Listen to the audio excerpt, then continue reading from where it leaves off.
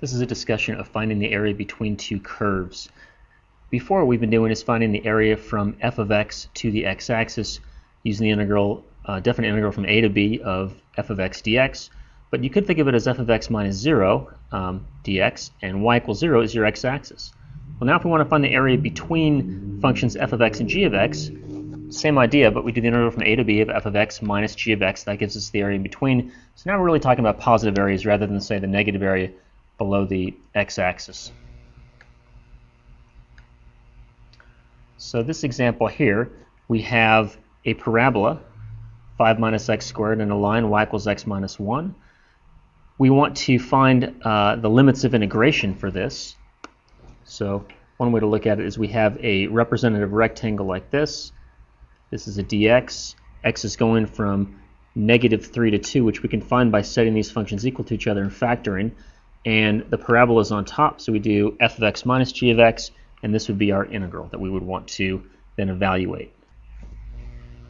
In this example, we have a parabola given by f of x and a cubic given by g of x, and we want to find the area between them, and there's two sections here. We have one section where the cubic is above the parabola, another section where the parabola is above the cubic, so we're going to need two different integrals. So the first thing is, let's assume we know where they intersect this time. From negative 1 to 0, g of x is above f of x, so we do g of x minus f of x, and that's with respect to x. Then we've got to add to that the section on the right, this part in here, and that's going from an x value of 0 to an x value of 3, and now f of x is over g of x. You plug in your functions, get this long integral, and this long integral, and then you evaluate from there. Now, we can also do this with respect to y, and so here we're going to have horizontal rectangles because we want to go from this curve to this curve.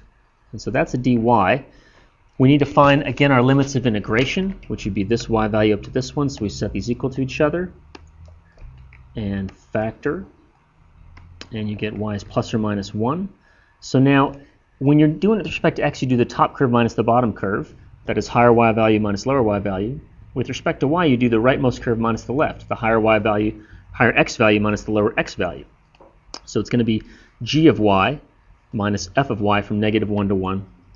What I did was I plugged in g of y and f of y, and then also I went from 0 to 1 and doubled it because this is symmetric about the x-axis. Makes the integration a little bit easier. So this is evaluating the integral using the fundamental theorem, and then plugging in some numbers and 44/15. A few more examples.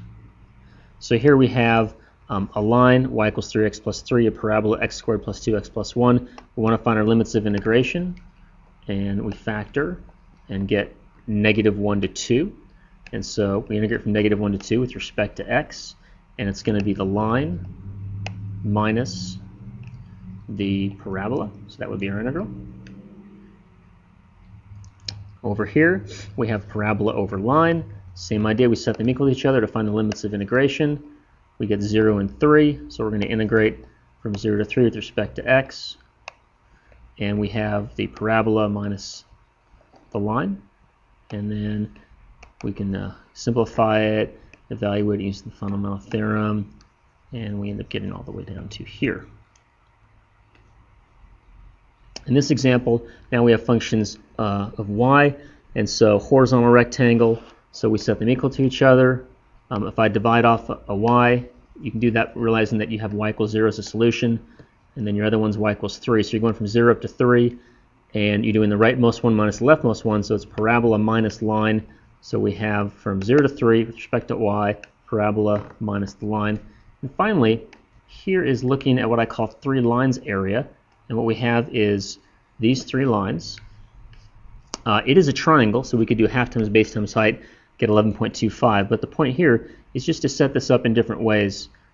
First, we use vertical rectangles. In vertical rectangles, you need two integrals, going from negative 6 to 0, given by the blue rectangle, and that's this line 2 minus negative 0.5x minus 1. And then you need the one going from this line, going from the horizontal line to this line, given by the green rectangle. That's from 0 to 1.5, and that's the line minus the horizontal line minus this line 2x minus 1. Now if instead we were going to do horizontal rectangles, that would only require one set of integrals, so that is some advantage.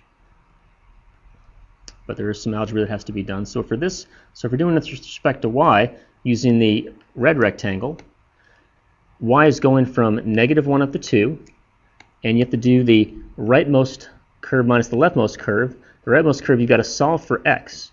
So because it's big X minus this right x minus left x, so that's why we have y plus 1 over 2 minus -2 times y plus 1 when we solve h of x and q of x for x rather than solving them for y. And of course, you could get 11.25 that way as well.